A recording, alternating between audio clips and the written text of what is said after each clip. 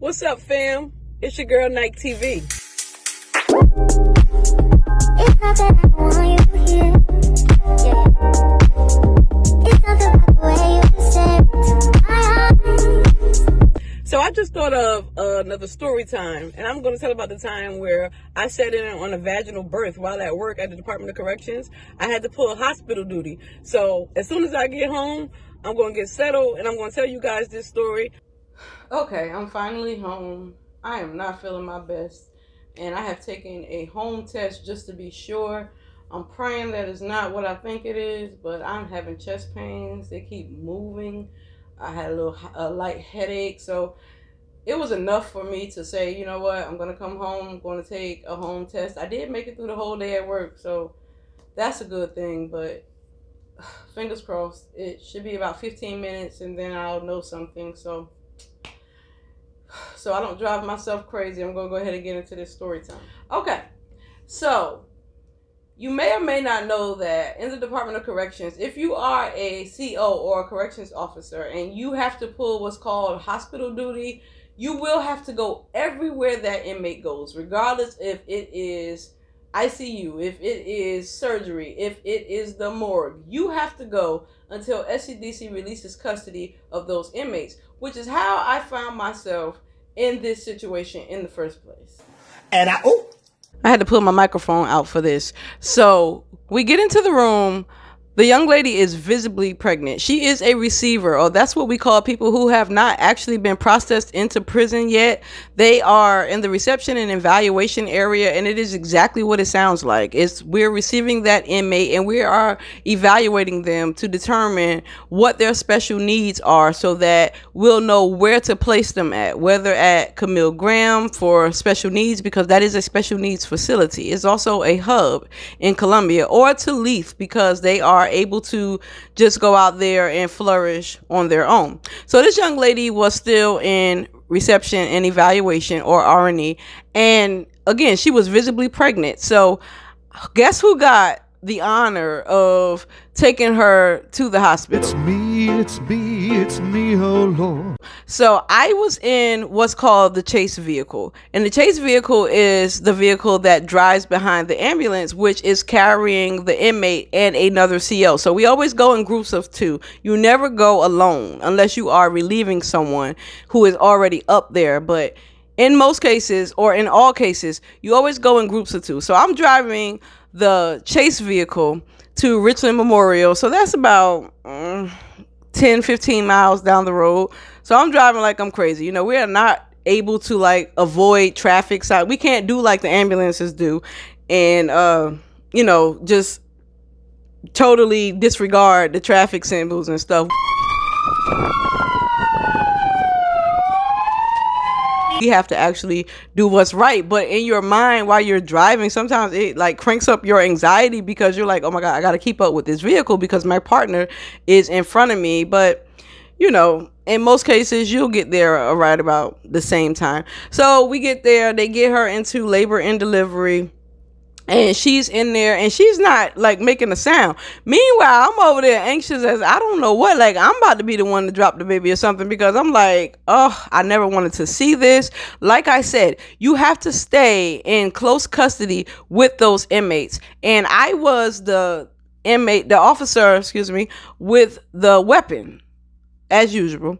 So my partner, who had been there many years before I had started, she was the contact officer, which was right because I didn't know if I was going to pass out or not. So it was best that she had control of that inmate because I wasn't reliable at that point, okay? I had never, ever seen anybody have a baby. I did go to the hospital with my sisters, but as far as being in there, oh, no, ma'am. I was not in there. So when they told me that this girl was going to have this baby on this table, you could have bought me for nothing, okay? Now, I will say, this girl was a skinny little thing. Look, I'm not that big, you guys. You know, you can't see. But I'm a tiny little thing myself. But this girl was tinier than me. And, like, she was a vet at this. I think she had 2 or 3 other children before this baby was born. And it's always so tragic to me when the babies are born in prison. It's almost like, you know, that's their start in life, and it's not really very auspicious, you know what I'm saying? But what happens.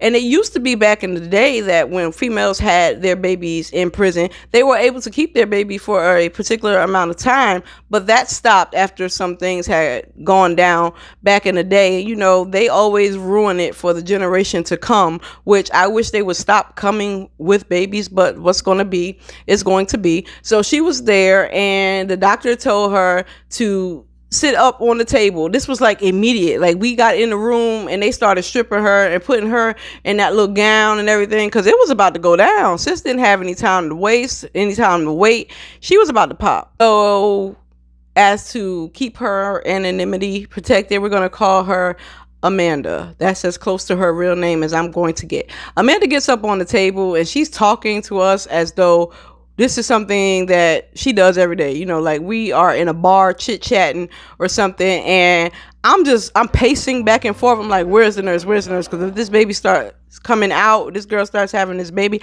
I don't know what I'm going to do. But she's laughing at me. My partner's laughing at me because I'm standing on the wall. I'm sweating.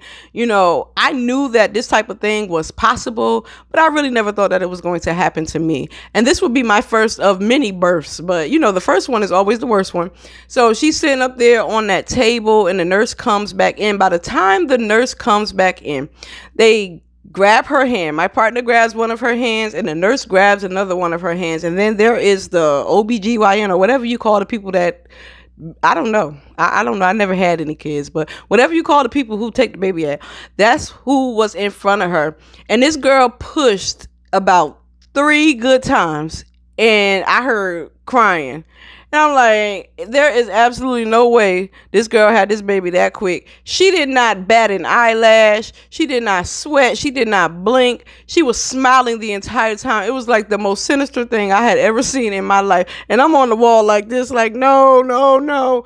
And it wasn't like really, really bloody like the second one that I would go to, because that one turned out to be a C-section. And those are like the most bloodiest surgery you can have. But there was enough, all this stuff starts coming out. I'm like, oh my gosh. So this girl is all casual after this happened. She's looking at us. She's smiling. She's like, can anybody come up with a name? I've been trying to come up with a name, and I don't have anything. So I'm like, I can't help. So my partner's like, well, Harmony. How about Harmony Lynn? I said, oh yeah, that's pretty in my stupor that I was in.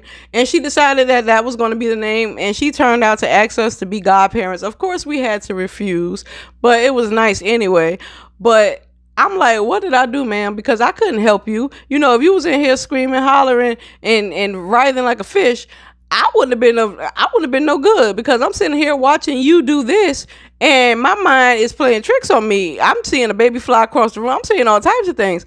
But yeah, they grab the baby out, they wipe her down or whatever, they take her away, they push out all that excess. Ladies, you know what I'm talking about. I've never had any children, but I tried to not look as much as I could. But of course, being the one with the weapon, and I know she wasn't going anywhere, but they teach you a certain way. So, you try to do things a certain way. So I was looking as much as I could. I tried to keep my eyes north of the border, because south of the border, there was just absolutely too much going on down there for me. And I was not prepared. I'm just going to go ahead and tell you the truth. So after they do all of that, they take the baby away to clean her up and all of that good stuff. Now, here's the thing. When you have a baby in the Department of Corrections, of course, you cannot take that baby back with you to prison. So then a social worker comes, and they ask you who it is that is going to assume custody of this baby. So they get however long they are in the hospital. I think with C-sections it's 3 days, and with a natural birth or a vaginal birth is 2 days. So they get 2 days to bond with the baby before the baby is taken away. So they go back to prison, and the baby goes home with whoever signs for the custody. In this case, I believe it was the baby's father, so that was a good thing, because normally that is not the case. I've seen grandparents come and get them. I've seen them go to foster care. It just depends on the situation at home, because everybody who comes to prison is not a low life. They're not people who don't have family support and don't have people who are really having their back. Some people really actually have a village behind them, and they've just done some crazy things to get themselves in trouble. And this was her case. In her case, her child's father came and got got the baby, and the baby was taken on to where they were going to go, and I hope they are having a good and prosperous life.